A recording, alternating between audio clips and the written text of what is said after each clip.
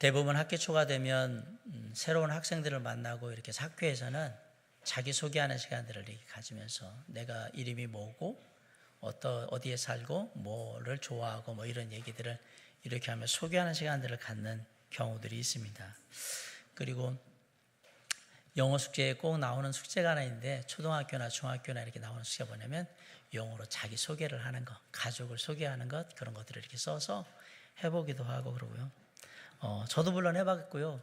저는 대학교에 때도 영문과다 보니까 자기소개를 영어로 이렇게 쭉 길게 5분 정도 이렇게 하는 것, 여러 가지에 대해 뭐 취미에 대해서도 앞으로의 비전에 대해서도 뭐 여러 가지 가족적인 배경뿐만 아니라 했던 것들을 봅니다. 사람들 앞에서 물론 잘 아는 사람 앞에서 내가 누구다라고 얘기하는 건 뭐 그리 어려운 일은 아닌데 잘 알지 못하는 사람들이 거기에 들어가 있는 상황에서 사람들 앞에 나와서 저는 누굽니다라고 얘기하는 건 되게 어려운 일입니다. 쉽지가 않아요. 사람들 앞에 서보는 경험들이 그렇게 많지를 않고 또 누군가에게 내 얘기를 한다는 것이 그렇게 자연스러운 일은 아니었기 때문에 그런 것 같습니다. 그 비슷한 것들이 한 가지가 교회에 있는데요. 간증이 그런 것 같아요. 여러분 많은 사람들 앞에서 간증해 보신 적이 있습니까? 교회에서 간증하라고 그러면 아마 신앙생활 10년, 한 20년 하신 분들도 간증 좀 하시죠? 그러면 별로 제가 안 돼요 막 이렇게 하시는 분들이 많아요. 우리가 뭐 간증을 한다고 그러면 보통 송구영신 예배 때 이제 한 해를 마무리하면서 간증하는 경우가 있고요. 그리고 우리가 구원받고 침례 받을 때에 그때 간증하는 경우도 있고 가끔 이제 뭐 목장에서나 부서에서나 이런 시간에 간증을 하고 그런 시간들을 가질 거라고 합니다. 근데 제가 아까도 말씀드렸지만 간증 좀 하시죠 그러면 간증할 것들이 있는데도 불구하고 그것들이 무척 당황스럽고 대부분 싫어하세요. 그런데 반대로요. 누군가 간증을 하면 아주 재밌게 들으세요. 참 사람은 신기해요. 내가 하는 건 싫은데 남이 하는 건 또 재밌게 듣고 아무튼 그래요. 그런데 여러분 이런 질문 한번 해보신 적 있으십니까? 간증이 도대체 뭘까? 간증이 도대체 뭘까? 여러분 간증의 뜻을 알고 계십니까? 교회에서 간증이라는 말을 많이 씁니다. 그런데 간증의 뜻이 정확하게 뭔지는 잘 모르고 쓰는 경우가 많이 있습니다. 사전적으로 보면 국어사전에 간증 이러면 자신의 종교적 체험을 고백함으로써 하나님의 존재를 증언하는 일, 이게 간증이라고 국어사전에 되어 있습니다. 그런데 한자를 보면 간증이라고 할 때 간자가 범할 간자를 써요. 증자는 증거 증자. 그래서 문자적으로 간증이라는 말을 한자로 풀이하면 내가 잘못을 범한 것을 다른 사람들에게 증거하는 거, 그게 간증이에요. 그런 의미에서 보면 간증이라는 게 사실 그렇게 좋은 얘기는 아니겠구나. 나의 치부나 부끄러움, 내 잘못, 허물들을 드러내는 일이기 때문에 별로 그렇게 유쾌한 일은 아니겠다라는 생각은 들기도 합니다.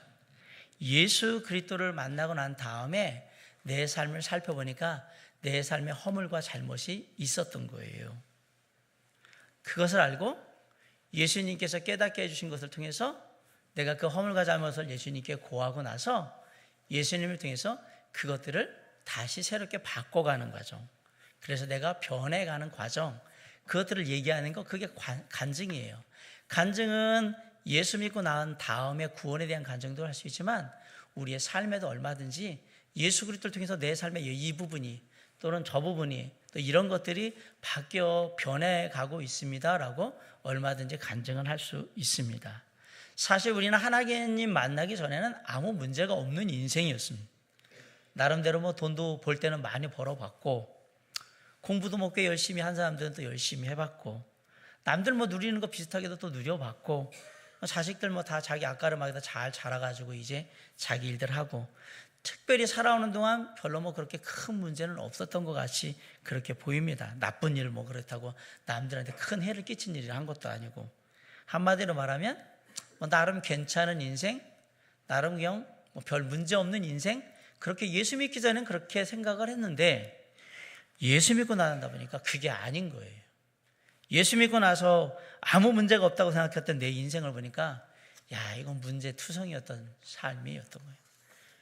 이게 가끔은 어두운 데에 있다가 밝은 바깥으로 나오면 내 옷에 아니면 내가 가지고 있는 것에 이렇게 뭔가 묻어있고 이런 것들이 밝은 빛에 나오듯이요, 어두운 삶, 예수 믿기 전에 삶을 살다가 빛 대신 예수님의 믿는 삶으로 이렇게 딱 드러나오니까 우리의 삶이 이게 먼지와 이런 여러 가지 잡다한 것이 많이 묻어있구나라는 것을 알게 되는 겁니다.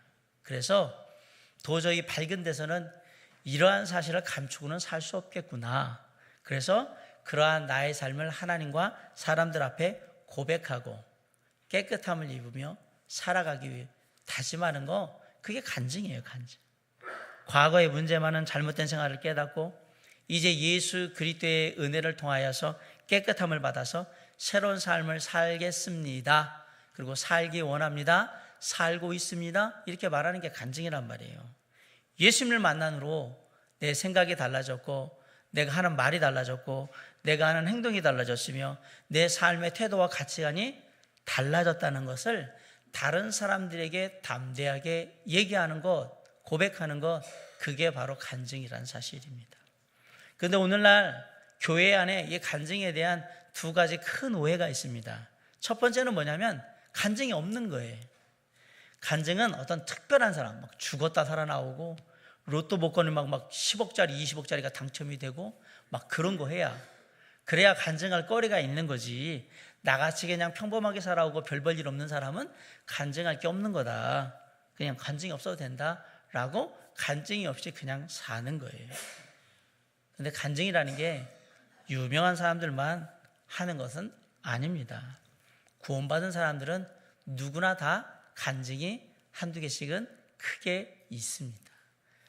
구원받았다 그러면 일단은 구원받은 구원의 간증이 있을 거고요. 구원받은 하나님의 살던 나의 삶에 역사하셨던 하나님에 대한 나의 또한 귀한 고백이 있을 거라는 사실이에요. 그래서 구원받은 그리스도인들은 간증을 해야 될 뿐만 아니라 반드시 간증할 것이 있어야 하는 삶을 살아야 되는 거예요. 이 세상을 창조하시고 또 천지 만물을 창조하신 하나님께서 하늘의 보좌를 버리시고 오셔서 나의 죄를 다 대신 지시고 십자가에 돌아가심으로 말미암아서 내가 죄로부터 완전히 해방케 됐다는 것이, 그것을 믿는 자에게 죄로부터 영원히 해방될 수 있도록 은혜를 베푸셨다는 건 놀라운 간증 아닙니까? 내가 그래서 아까 찬양처럼 내 영혼이 평안하다고 찬양할 수 있는 이유가 뭐예요? 예수 그리스도께서 그 일을 이루셨다는 걸 우리 안에 간증으로 가지고 있기 때문이죠. 고통 속에서 내 죄를 위해서 돌아가셨지만 그분을 믿음으로 말미암아 내가 평안을 얻고 내 삶에 이야기할 거리를 가졌다는 거, 그게 바로 간증이에요. 자, 우리가 진짜 나를 구원하신, 나를 만드신 하나님을 만났는데도 진짜 할 얘기가 없다면 그게 진짜 만난 건지 제가 바꿀게요.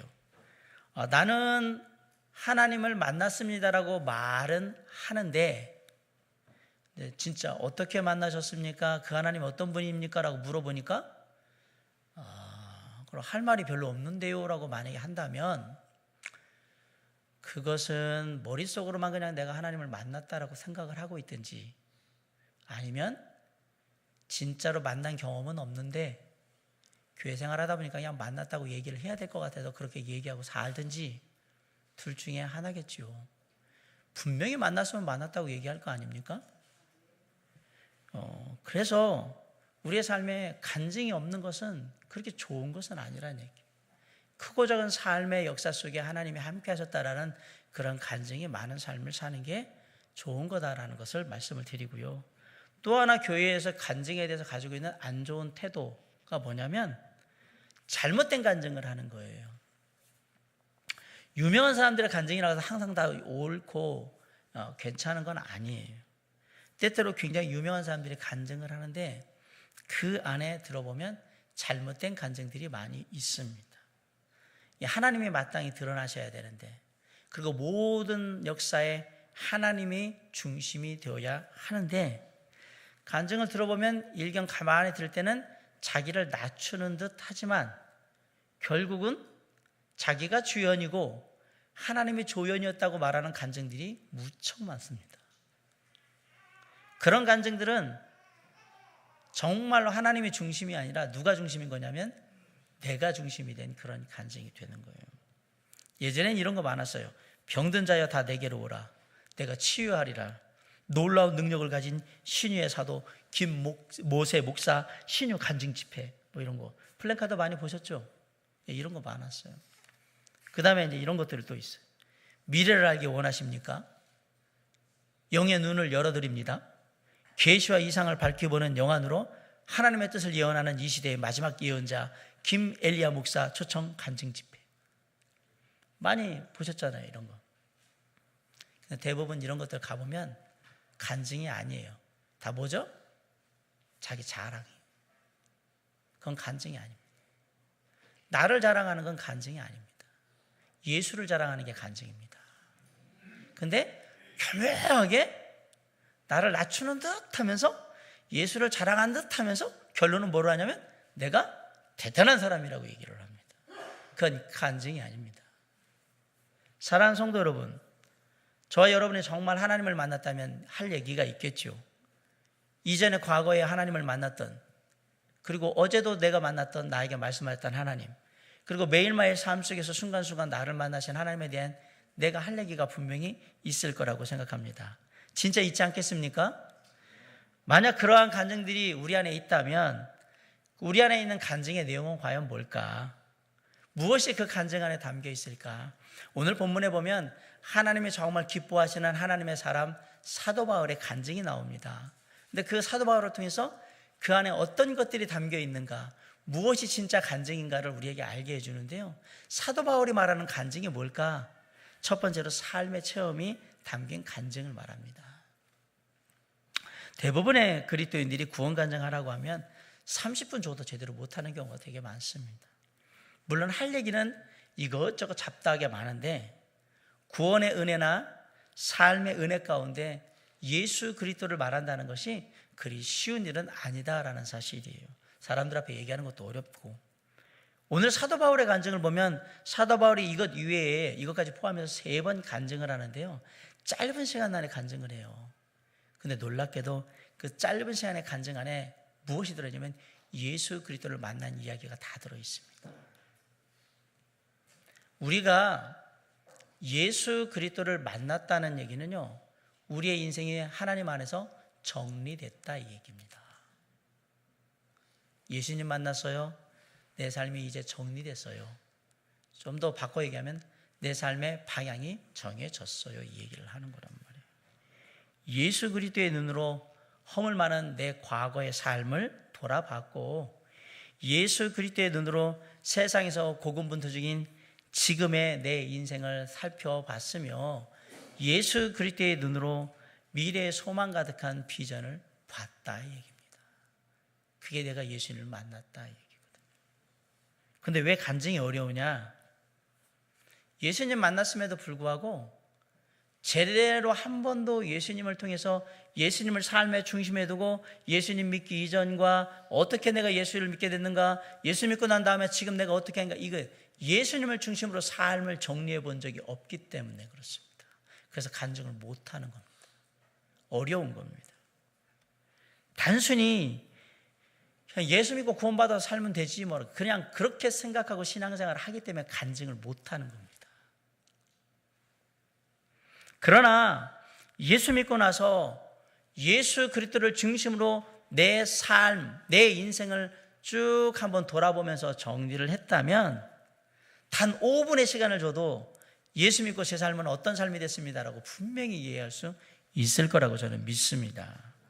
오늘 사도 바울이 자신의 인생을 짧은 시간에 인생을 요약하면서 간증을 하고 있어요. 3절에 보면 사도 바울이 제일 먼저 무슨 얘기냐면 내가 어디서 태어났는지를 얘기해요. 우리 간증해 보면 저는 어디서 자랐습니다 이렇게 먼저 얘기하잖아요. 똑같아요. 나는 유대인으로 길리기아 다소에서 났고 이 성에서 자랐다라고 얘기하고 있습니다. 간단하잖아요. 이 얘기를 통해서 우리가 몇 가지를 알 수 있어요. 유대인이라는 사실, 사도 바울은 태어나면서부터 뭐였다? 유대인이었다는 사실하고 원래 출생지가 어디였다? 길리기아 다소라는 걸 알 수 있습니다. 그리고 길리기아 다소에서 자랐다라는 것도 알 수 있어요. 그런데 길리기아 다소에서 나타나는 말이 참 중요한 말이에요. 왜냐하면 사도행전 21장 39절에 보면 바울이 이렇게 얘기합니다. 나는 유대인이라 소읍이 아닌 길리기아 다소시의 시민이니 청컨대 백성에게 말하기를 허락하라 라고 사람들에게 얘기를 해요. 여기서 바울이 다소를 뭐라고 부르냐면 소읍이 아니라라고 얘기했어요. 이 말이 뭐냐면 바울이 이 얘기를 한 거예요. 나 작은 시골 깡촌 출신 아니에요. 이 얘기를 한 거예요. 아, 그렇구나. 길리기아 다소의 시민이라는 말은 우리로 말하면 서울, 부산, 대구, 광주, 인천, 대전 이렇게 사람들이 딱 들으면 어디서 오셨어요? 어디서 태어나셨어요? 이러면 저는 인천이요. 이렇게 아는 사람들이 그냥 다 알아들을 수 있는 그런 큰 도시에서 태어났고 자랐다 그 얘기를 한 거예요, 지금. 그러면서 사도 바울이 자기의 출생에 대한 얘기뿐만 아니라 뭘 얘기를 했냐면 내가 학적으로 어떤 배경을 갖고 있는지 그 학력에 대한 얘기를 합니다. 3절에 보세요. 가말리엘 문화에서 우리 조상들의 율법의 엄한 교훈을 받았고 오늘 너희 모든 사람처럼 하나님께 대하여 열심히 있는 자라 라고 했어요. 그 당시 유대 율법 사회를 이끌어갔던 두 개의 중요한 학파가 있습니다. 하나는 샤마이라는 학파고요, 하나는 힐렐이라는 학파가 있었습니다. 샤마이 학파는 유대인이든 이방인이든 율법은 누구나 반드시 엄격하게 지켜져야 된다는 근본주의자, 극단주의자가 누구냐면 샤마이 학파고요. 힐렐 학파는 유대인이든 이방인이든 율법을 지키되 율법이 각 상황에 따라서 형편에 따라서 우리가 어느 정도 이해가 필요하고 관용이 필요하다라는 온건주의자가 바로 힐렐 학파였던 거예요. 그 당시에 이 힐렐 학파 가운데 가장 뛰어난 학자가 누구냐? 가말리엘이었어요. 그 당시에는 이런 말이 있었어요. 하나님의 율법에 대해서 정통하게 배우기를 원하는 사람은 가말리엘 문화에 들어가서 율법을 배워라. 그만큼 가말리엘은 유명한 사람이에요. 그리고 뛰어난 학자이기도 사상가이기도 해요. 그렇다고 아무나 가말리엘이 문화로 받았느냐? 그렇지 않습니다. 자기의 사상과 철학, 율법에 대한 해석을 온전히 전해줄 수 있는 아주 소수의 뛰어난 사람만 제자로 삼아서 가르쳤던 거예요. 그 중에 한 사람이 누구였던 겁니까? 사도 바울이었던 겁니다. 오늘날로 말하면 노벨상 수상하신 교수님 밑에서 수제자로 배우고 있는 거예요. 그것을 말하는 거예요. 나는 그런 사람이라고. 그런데 한 가지 더 중요한 얘기는 바울이 자신의 출생과 학문적 배경뿐만 아니라 인생의 방향에 대한 얘기도 여기서 하고 있습니다. 22장 4절로 5절이 있는데 한번 읽어봅시다. 22장 4절로 5절. 자, 시작. 내가 이 돌을 박해하여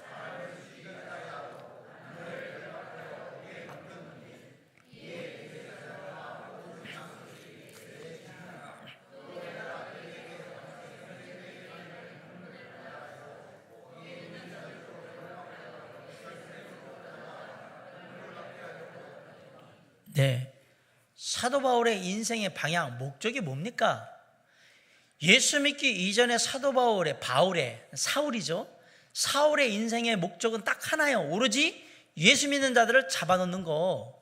그게 인생의 목적의 방향이에요. 지금 사도 바울은 이 얘기를 하고 싶은 거예요. 당신이 지금 내가 예수 믿는다고 내가 핍박하는데 과거에 내가 당신들이 상상도 못할 만큼 예수 믿는 사람들 찾아다니면서 핍박했던 그런 사람이라는 걸 내가 알려주고 싶습니다. 그 얘기하는 거예요. 그러면서 사도 바울이 내가 어떤 사람이었는지 세 가지 과거의 전과 기록, 전력을 얘기를 합니다. 나는 예수 믿는 사람들을 핍박, 박해하는 정도를 넘어서 그 사람들을 죽이기까지 했다라고 했어요. 두 번째, 내게 남녀노소 누구든지 예수 믿는 자는 걸리면 다 잡아다가 감옥에 다 쳐넣었다라고 분명히 얘기했어요. 세 번째, 여기에 만족하지 않고 다메섹에 예수 믿는 사람들이 많다는 얘기 내가 들었는데 그거 듣고 예수 믿는 사람들 내가 씨를 말리기 위해서 대제사장한테 위임장 받아가지고 다메섹으로 기세등등하게 갔었다가 그러다가 내가 예수 만났다 이 얘기하는 거예요. 나 그 정도 사람이라고, 내가 그런 사람이라고 얘기하는 거예요. 사도 바울은 지금 간증을 하면서 자신과 간증을 듣고 있는 사람들을 동일시하는 거예요. 나도 옛날에 당신하고 똑같은 사람이었다라고 얘기하는 거예요. 우리 간증을 잘 보세요. 저도 원래 예전에 당신하고 똑같았어요. 그 얘기를 다 하잖아요. 사도 바울이 그렇게 했던 거예요. 나도 당신하고 똑같은 삶을 살았던 사람입니다. 누구보다 열심히 내게 맡겨진 일에 충성했고요. 유대인 중에 유대인이에요. 저 정말 유대인이에요. 그리고 예수 믿는 자 핍박하는 데는 내가 누구한테도 뒤지지 않고 앞장서 가지고 이 일을 감당했고요. 하나님 열심히 섬기기 위해서 정말 율법적으로 최선을 다해 살았던 사람입니다. 그런데 지금 내가 당신들과 다른 한 가지가 있다라는 거예요. 얘기하는 거예요. 앞에는 다 똑같아요. 당신도 예수 핍박했어요? 나도 무지하게 핍박했어요. 당신 똑똑해서 뭐 율법을 안다고요? 나 뱃만큼 배울 만큼 배웠어요. 다 똑같다고 얘기하는 거예요. 그러면서 한 가지를 더 얘기한 거예요. 만약에 사도 바울이 이 뒤에 있는 부분을 얘기하지 않고 여기까지가 나는 당신들하고 똑같은 삶이었습니다. 당신보다 훨씬 더 뛰어난 삶, 대단한 삶을 살았습니다. 여기까지 끝나면 사실 자기 자랑으로 떠벌린 것 이외에 아무 의미는 없습니다. 그런데 이 다음에 사도 바울이 한 가지를 더 얘기합니다. 뭘 얘기하느냐? 내가 당신들과 다른 한 가지가 있는데 나는 예수 그리스도를 만났고 그 예수 그리스도가 내 안에 계시다라고 얘기를 한 거예요. 사도 바울이 그러면서 6절로 7절에 보면 어떻게 예수님을 만나게 됐는지를 얘기합니다. 가는 중에 다메섹에 가까이 갔는데 오정쯤 되어서 호련히 하늘에서 큰 빛이 나를 둘러 내가 비쳤는데 내가 타고 가던 말에서 내려와가지고 소리가 있는데 그때 소리를 들었다. 사울아 사울아 네가 왜 나를 박해하느냐? 라는 소리를 들었다. 사도 바울의 다메섹을 향해 가던 시간들은 벌건 대낮이에요. 오정이니까 점심이잖아요. 해가 가장 밝게 뜨겁게 뜰 때입니다.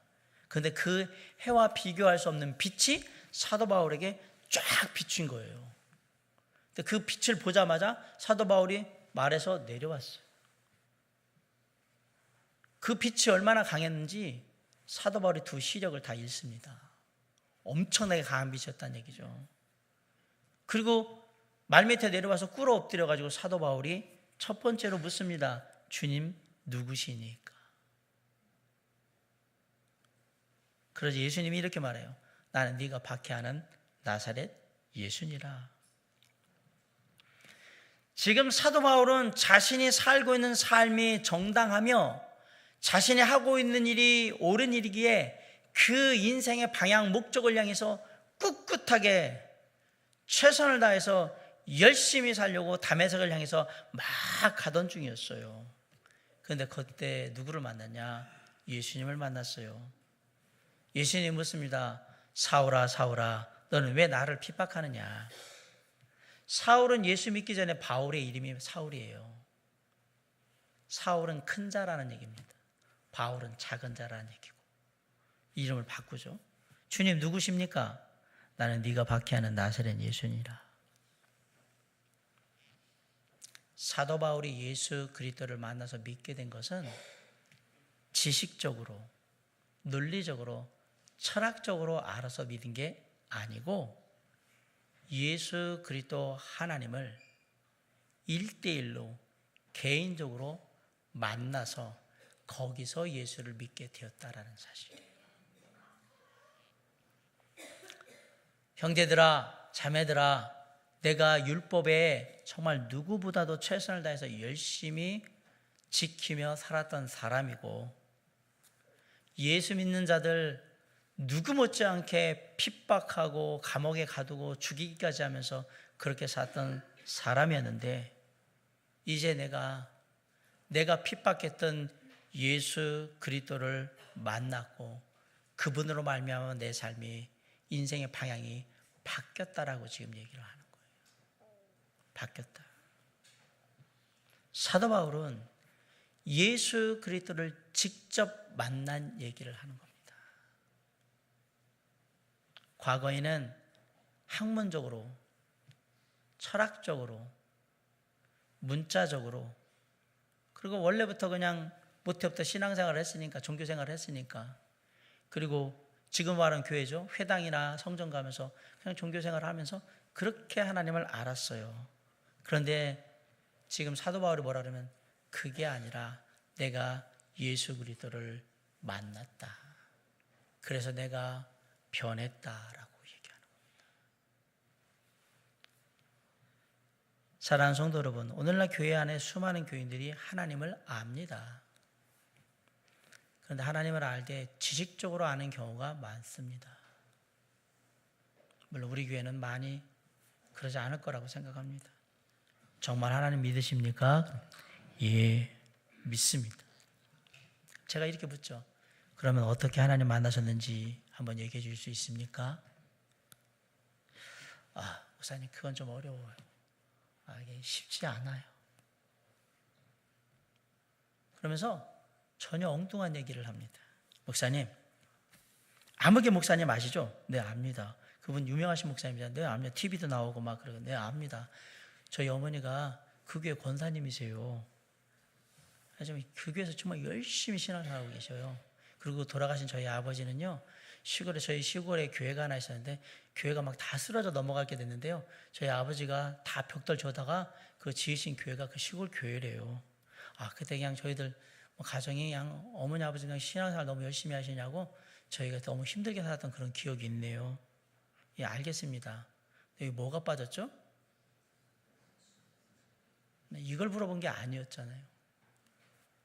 또 어떤 분은 이렇게 얘기해요. 어떻게 예수님 만났냐고 물어보면 제 아내가요 진짜 기도를 많이 하는 사람이에요.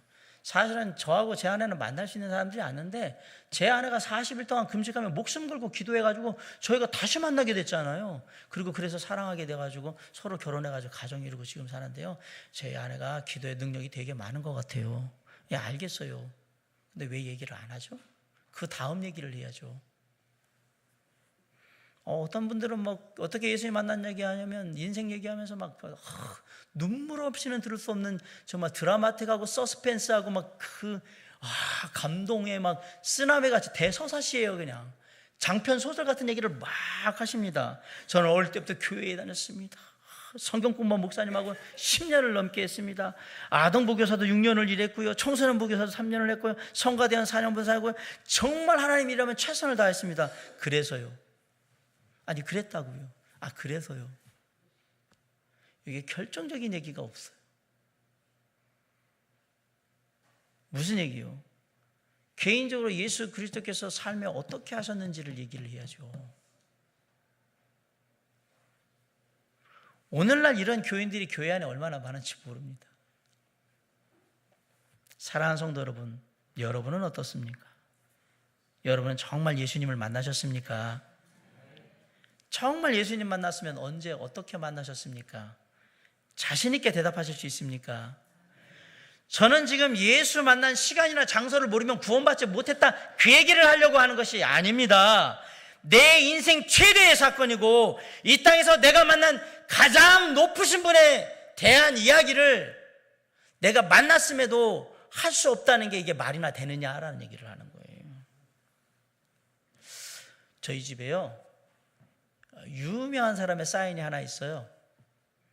우리 애견마들, 옛날 엄마들 아시겠어요? 번개맨 사인이 있습니다.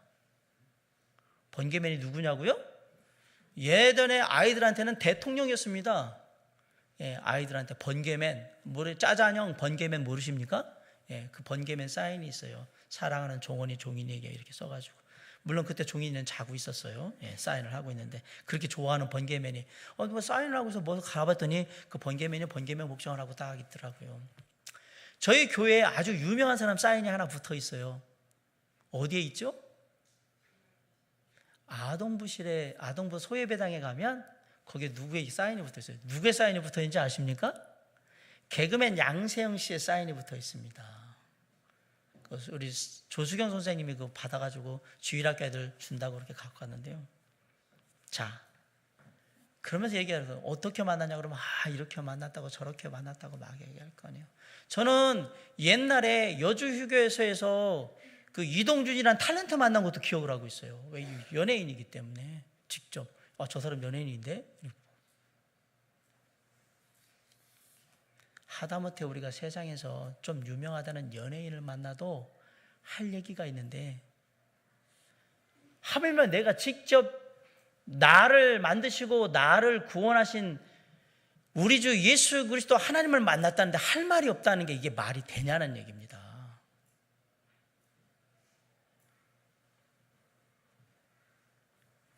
내가 예수 믿게 된 얘기를 할 수 없다면 내가 예수를 안 믿었던지 못 만났던지 아니면 한 번도 예수 믿고 나서 내 삶을 정리를 해본 적이 없는 거죠. 주님을 중심으로 내가 어떤 삶을 살았는가 정리해 본 적이 없으니까 얘기할 게 없는 걸 거예요. 아마 아멘. 머리로만 내가 예수 믿는다고 생각하고 그렇게 생각하고 살았던지 그랬을 거예요. 그냥 오랫동안 교회를 다니다 보니까 이제 교회 신앙생활이 익숙해졌어요. 종교생활이. 그래가지고 내가 예수 믿는구나, 내가 구원받았구나, 그리고 거기다가 또 직분까지 주니까 내가 진짜 예수 믿나 보네. 사실은 한 번도 만난 적이 없는데 그러고 사는 사람들 많습니다. 한 번도 개인적으로 1대1로 예수님을 만난 적이 없는데, 인격적으로 만난 적이 없는데 교회에서 막 직분 주고 막 그러고 교회에서 열심히 봉사하다 보니까 내가 예수 믿고 그렇게 사는 줄 알아요. 아닙니다. 그러면 뭐 집사님들 교회 성도님들 막 그러잖아요. 목사들도 그런 사람 많습니다. 예수 만난 적 없는 사람이 있습니다. 자기가 좋아서 그냥 목회하는 사람들.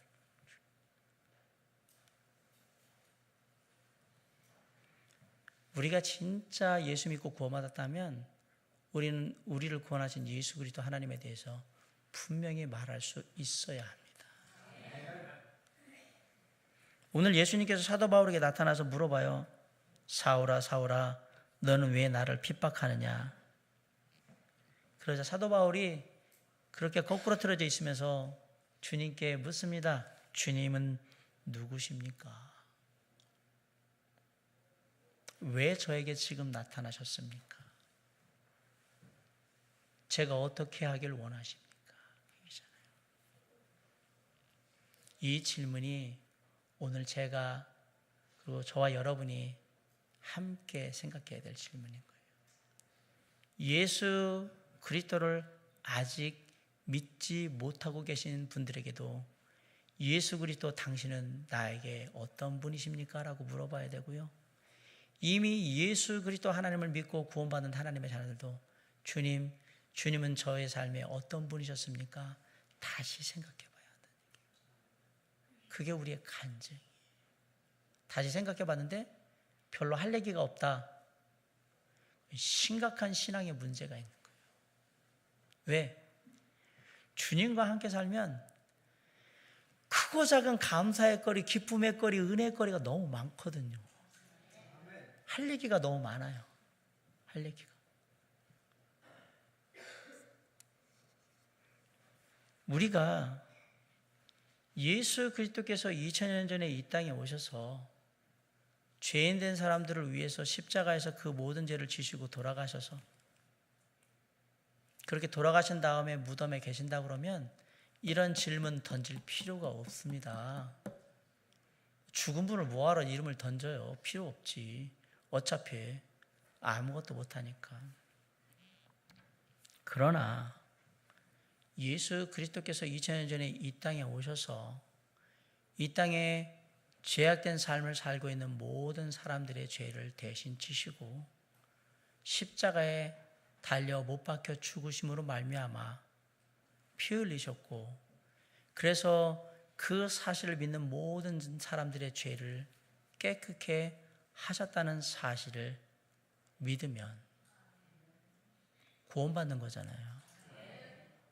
그런데 그 하나님이 그렇게 죽으신 것으로 끝난 게 아니라 죽은 지 3일 만에 부활하셔서 지금도 세상의 모든 것을 주관하시며 살아서 우리 가운데 역사하시기 때문에 우리는 주님은 저에게 지금 어떤 분이십니까? 라고 물어야 한다는 얘기입니다. 어제도 물어봐야 돼요. 오늘도 물어봐야 되는 거고 내일도 물어보게 될 거예요. 우리가 살아있다면 주님은 오늘 저에게 어떤 하나님으로 함께 하실 겁니까?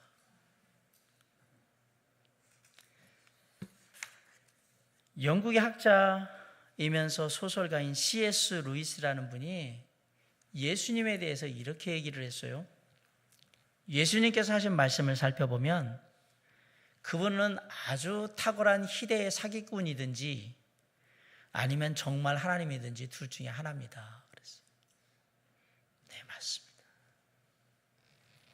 만약에 세상에 사기꾼 중에 사기꾼이 있다면 예수님이 사기꾼이든지 아니면 하나님이든지 둘 중에 하나일 겁니다. 성경을 읽어본 사람은 이 둘 중에 하나로 보는 거예요. 예수, 사기꾼, 거짓말쟁이, 희대의 뻥쟁이. 세상에 그 어떤 사기꾼도 따라올 수 없는 진짜 높은 수준에서 사기를 치는 사기꾼. 예수든지 아니면 그분은 진짜 살아계신 하나님이라고 고백하든지 둘 중에 하나예요. 성경을 보세요. 모든 사람이 성경을 보게 되면 이 둘 중에 하나를 선택할 수밖에 없게 됩니다. 그러면 예수를 사기꾼이라 거짓말을 사면 그냥 그렇게 사는 거고요. 정말 하나님이라고 고백한다 그러면 주님 앞에 나와서 죄를 고백하고 죄사함 받고 하나님의 자녀가 되는 거예요. 그런데 오늘날의 비극은 많은 교인들이 이 둘 중에 하나를 선택하는 게 아니라 그 중간에 서 있다는 얘기입니다. 중간에 딱 서서 언제는 하나님이 거짓말 하시는 것 같아. 나 그렇게 안 봤는데 하나님이 이게 말도 안 되는 얘기하면서 거짓말하는 거. 그러다가 또 어떤 때는 하나님이 진짜 살아계시고 하긴 한데 이런 일이 없을 수 있는 게 이거 아닌데 이러고 중간에 서 있는 거예요. 오늘 설교의 제목처럼 예수 그리스도가 그냥 4대 성인 중에 하나고 훌륭한 도덕가요, 윤리가요. 전능하신 하나님 유일하신 구원자라고 보지 않는 거예요. 그러다 보니까 중간에 있는 거예요.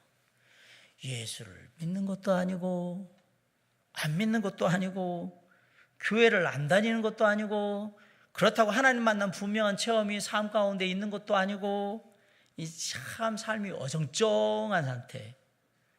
바꿔 얘기하면 삶에 하나님이 역사하시는 체험이 담긴 간증이 없는 상태에 있는 거예요.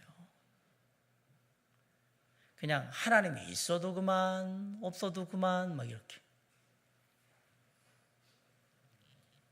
제가 삶에 분명한 체험을 해야 한다 그러니까 나도 암 걸렸다가 다시 고쳐봐야 되는구나 뭐 이런 거 하지 마시고요. 뭐 죽었다 살아나야 되는구나 이런 거 지금 제가 그 얘기를 드리는 게 아니고요. 저는 하나님의 말씀을 통해서 내가 죄인 된 사람이구나 라는 걸 깨닫고 예수 그리스도께서 죄인 된 나의 모든 죄를 다 가지고 십자가에 달려 죽으심으로 말미암아서 내 모든 죄를 다 깨끗게 용서해 주셨구나. 내가 그것을 믿으면 내 죄가 다 용서함을 받고 하나님의 자녀가 되어서 주님과 함께 살아 역사하시는 주님과 함께 이 땅에서 살다가 마침내 하나님의 나라에 주님과 함께 영원히 살게 될 거라고 믿게 되는 거죠. 저는 그 체험을 했냐라고 물어보는 거예요. 이런 삶에서 체험이 우러나는 그런 간증이 우리의 삶에 많아야 한다라고 저는 얘기하는 겁니다. 사도 바울은 직접 예수님을 만난 그 얘기를 하는 거예요. 예수 믿지 않던 사람들은 예수를 직접 만난 간증을 해야 할 것이고요. 이미 예수 그리스도를 일대인의 개인적으로 인격적으로 만난 분들은 날마다의 삶 가운데 나의 하나님 우리 주 예수 그리스도와 함께한 간증을 나눠야 할 겁니다. 그것이 우리가 살아있는 이유입니다. 이 간증이 없기 때문에 그리스도인들이 욕을 먹는 겁니다. 교회가 비판을 받는 거예요. 이 간증이 없는 어정쩡한 상태에서 계속 신앙생활을 하니까 교회에서 모습과 바깥에서의 모습이 자꾸 달랐던 거예요. 그래서 교회가 세상에 희망이 되지를 못했던 거란 말입니다. 우리의 삶에 크고 작은 우리 주 예수 그리스도 하나님의 역사하심, 삶의 체험이 담긴 간증들이 있어야 합니다. 오늘 사도 바울은 우리에게 얘기하는 거예요. 그 간증이 우리의 간증이 되어야 한다고. 직접 나의 하나님 예수 그리스도를 만난 간증이 우리 가운데 있어야 한다라는 사실입니다. 사랑하는 성도 여러분, 지난 한 주간 어떻게 사셨습니까? 잘 돌아보시고요. 오늘 말씀을 통해서 내가 주어진 시간들을 어떻게 살아야 될 건가를 다시 한번 돌아보시길 간절히 바랍니다. 돌아오는 한 주간 하나님께서 내게 이 땅의 삶을 허락하신다면 정말 우리 주 예수 그리스도 하나님이 날마다의 크고 작은 일 가운데 함께 하셔서 나를 기쁘게도 하시고 나를 즐겁게도 하시고 나를 인내하게도 하시고 나를 평안케도 하시고 때로는 나에게 있어서 정말 어렵고 힘든 일이지만 견디게 하시는 그 간증들이, 나를 직접 만난 주님을 통한 간증들이 우리의 삶에 쌓였을 때에 우리는 더욱더 굳건히 주님을 붙들게 될 것이고요, 우리 주변에 예수 그리스도를 믿지 않는 사람들은 이러한 나의 삶의 간증들을 통해서 예수를 믿게 될 겁니다. 사랑하는 성도 여러분, 오늘 이 아침 사도 바울의 간증처럼 우리의 삶에 우리 주 하나님이 함께 하시는 놀라운 체험이 담긴 간증들이 늘 함께 할 수 있기를 주님의 이름으로 간절히 축원합니다. 그러므로 우리의 삶이 하나님 앞에 역사하는 삶이 될 수 있기도, 우리의 삶에 하나님의 은혜와 축복이 분명하게 임하는 놀라운 하나님의 자녀의 삶이 될 수 있도록 주님께서 축복하시기를 주님의 이름으로 간절히 축원합니다. 기도하시겠습니다.